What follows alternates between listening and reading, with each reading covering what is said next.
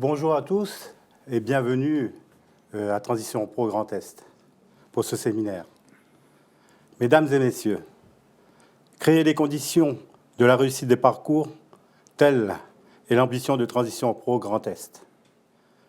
Organisé dans le cadre de notre mission de suivi de la mise en œuvre du CEP, un événement comme celui-ci semble être une évidence.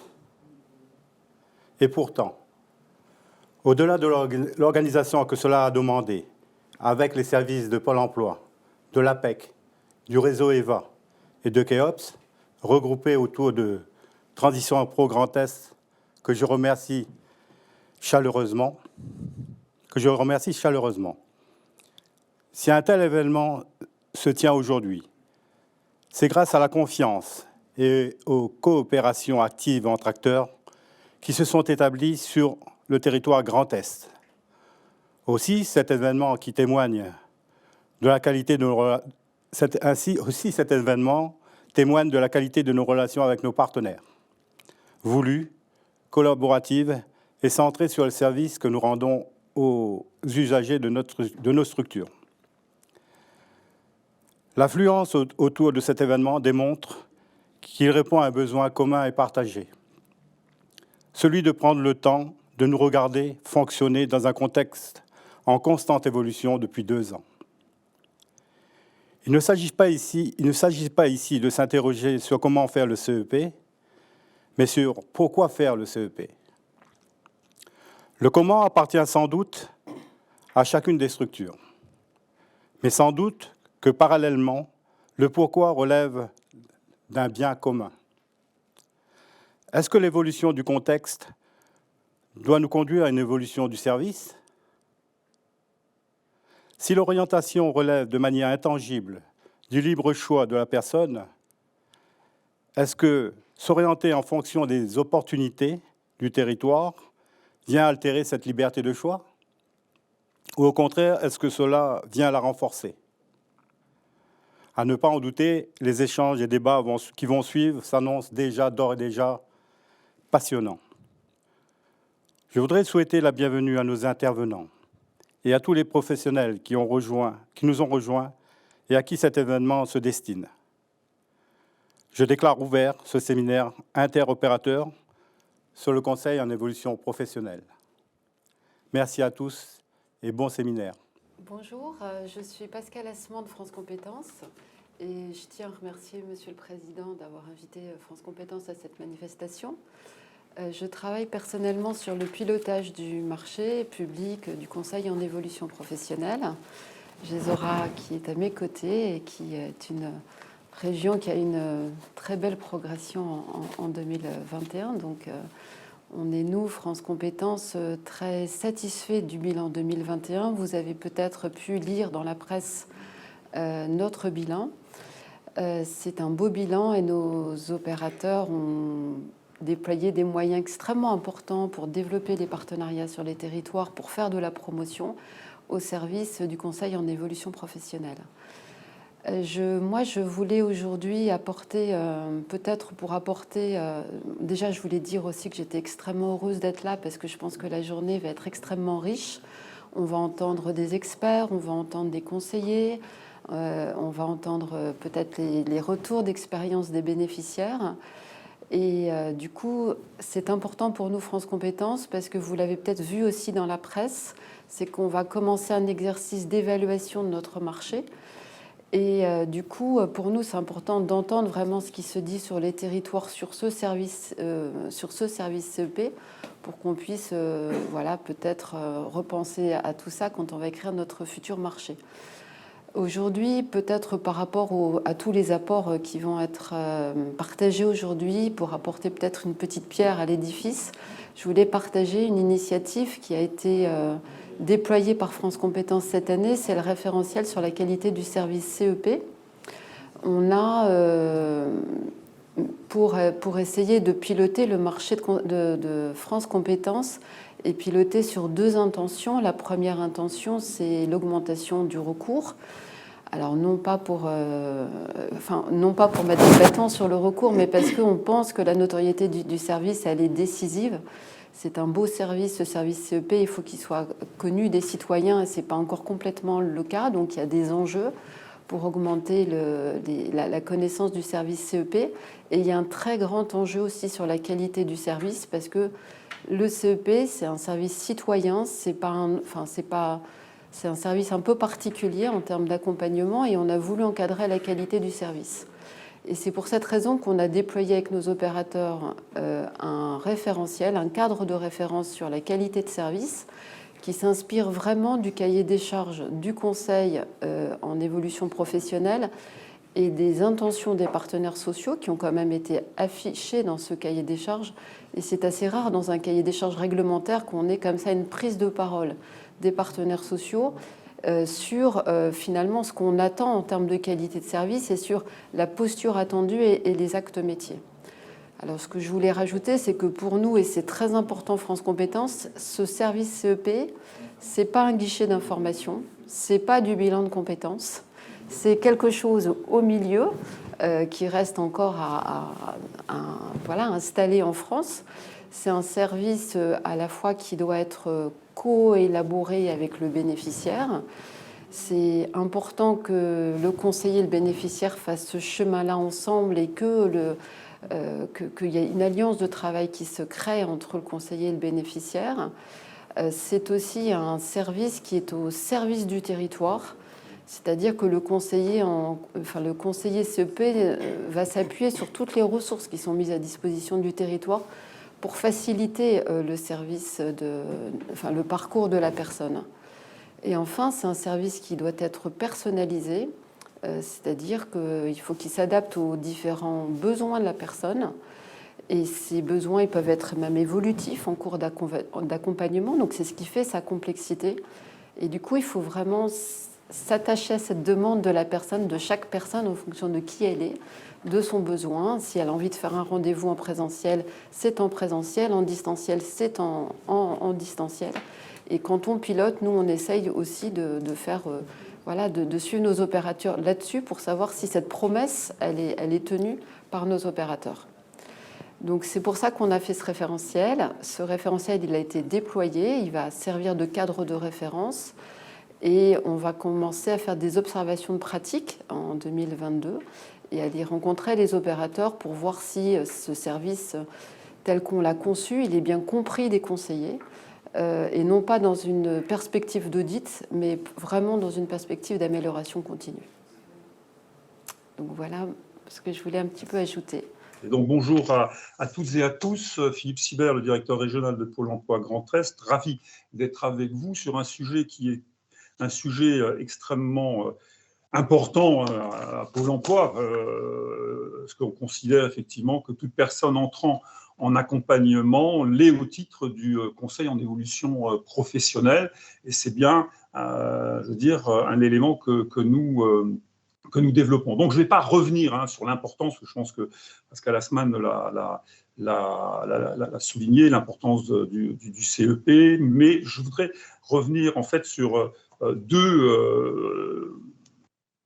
objets, comme ça qu'on va le dire. Le premier, c'est, écoutez, le contexte que nous avons est quand même un contexte assez intéressant pour la mise en place la mise en place.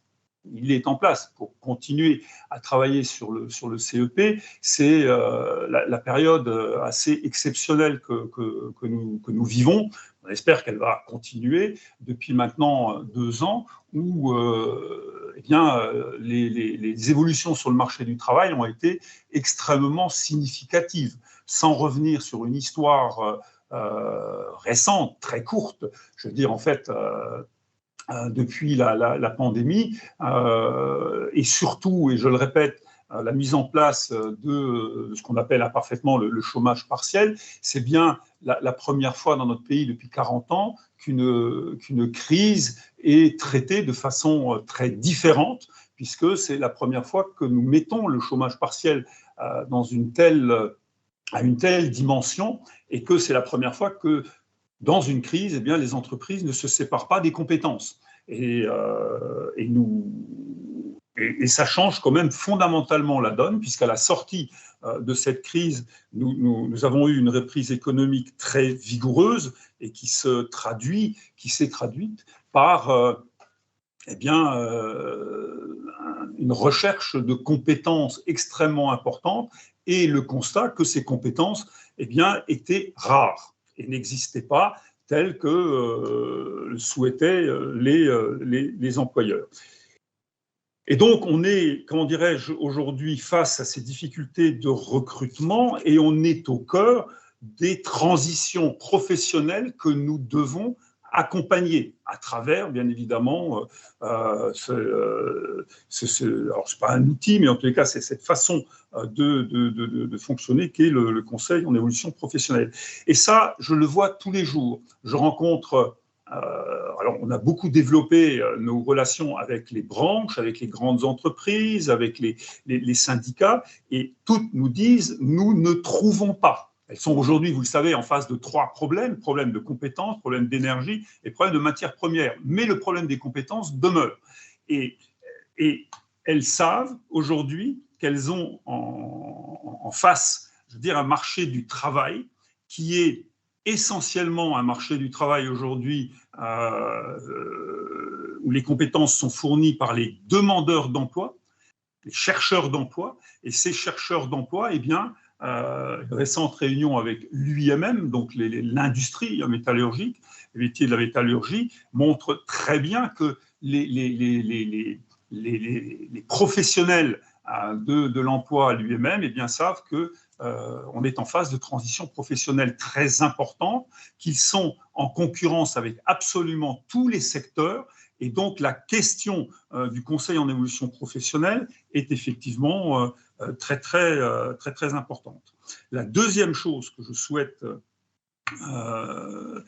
souligner, c'est que nous avons développé au cours, maintenant pratiquement 10 ans, et pratiquement, CEP est arrivé un peu plus tard, mais en tous les cas, pratiquement parallèlement, nous avons développé auprès des publics une offre de services très diversifiée et que nous avons adapté ce conseil en évolution professionnelle à des publics très différents en renforçant nos interventions sur les publics qui en ont le plus besoin.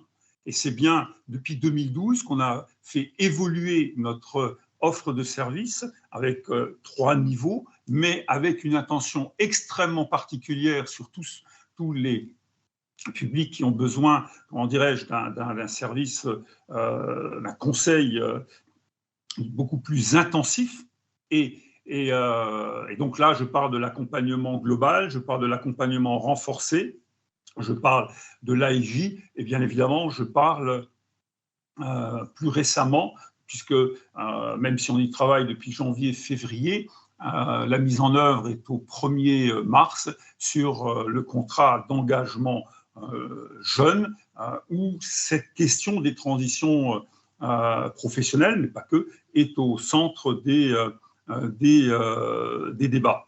Voilà les 2 points que je souhaitais aborder. Alors, je suis très heureux c'est une première, qu'on travaille dans cette configuration-là. J'espère que à la prochaine édition, nous serons rejoints par l'ensemble des opérateurs du Conseil en évolution professionnelle.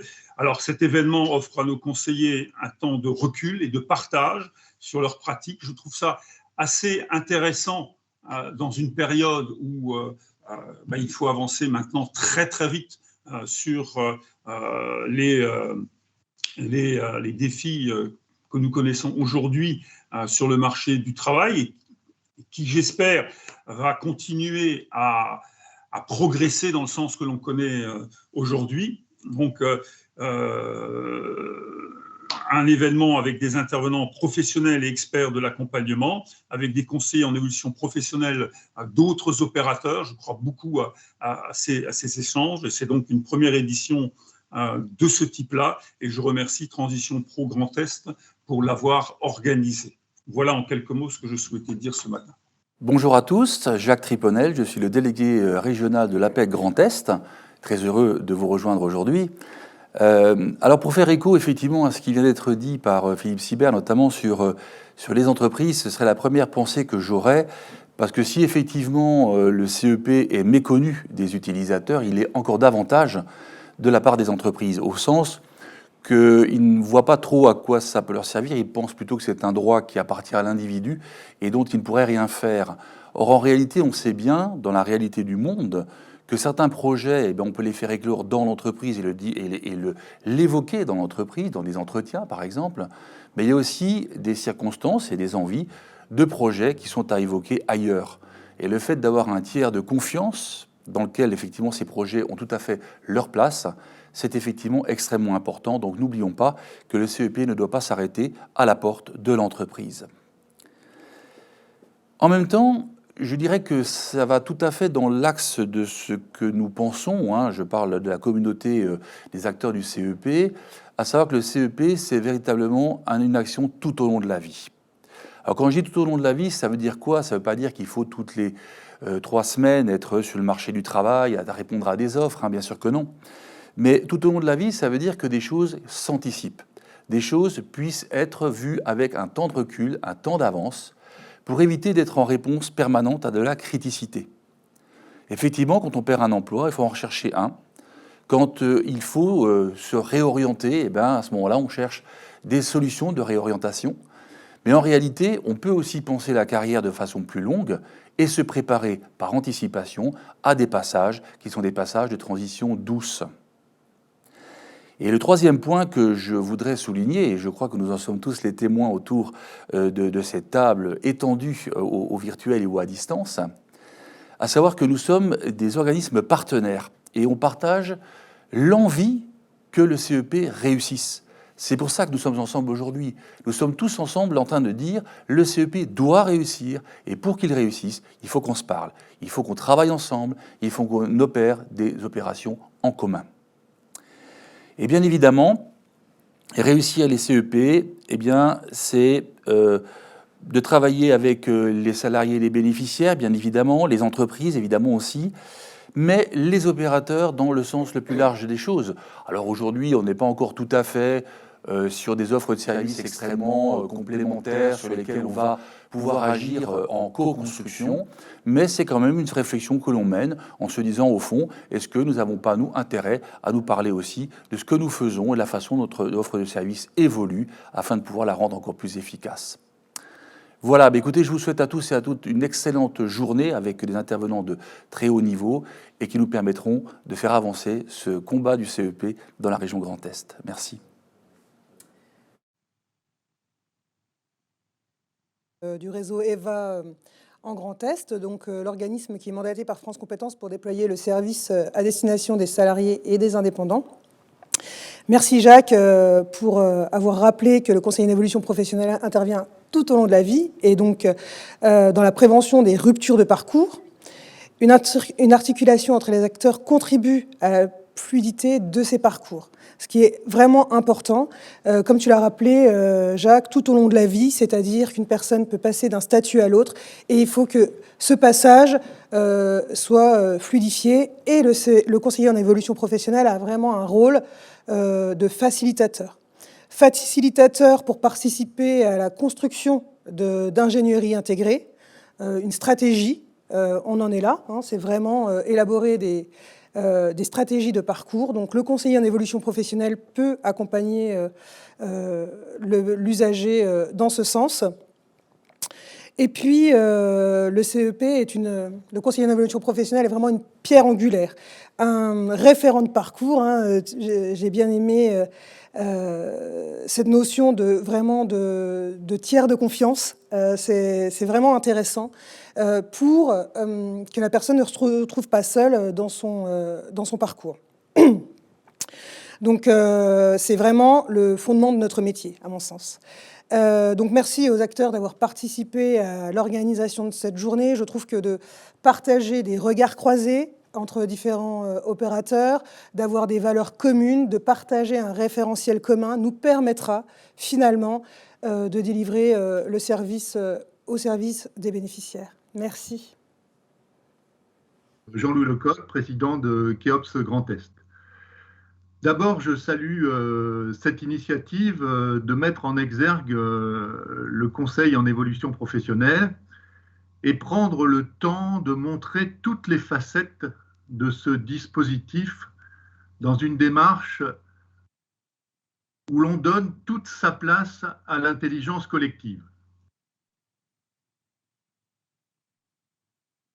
Keops est un opérateur qui travaille essentiellement sur le domaine de l'accompagnement vers et dans l'emploi des personnes en situation de handicap. Et je voulais centrer mon propos aujourd'hui sur l'apport et la spécificité que peut avoir le réseau Cap Emploi au niveau du dispositif de conseil en évolution professionnelle.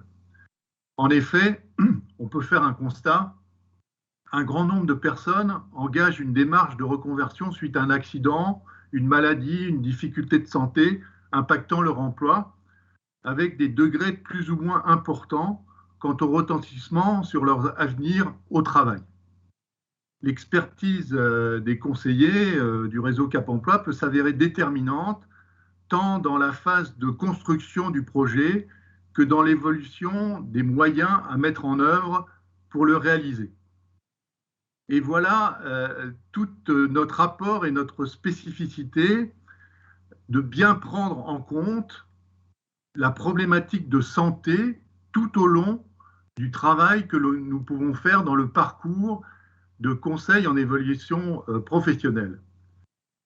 Que les personnes soient dans une phase de rétablissement ou dans la recherche de compensation du handicap, les partenariats étroits que nous avons tissés avec les CARSAT, les services de santé au travail, la GFIP, le FIPH, voire les établissements et services de rééducation professionnelle et les entreprises adaptées, donnent la possibilité aux demandeurs, aux personnes s'engageant dans un dispositif de conseil d'évaluation professionnelle, de pouvoir accéder et élaborer des parcours adaptés répondant au mieux aux aspirations et aux contraintes qu'ils vivent.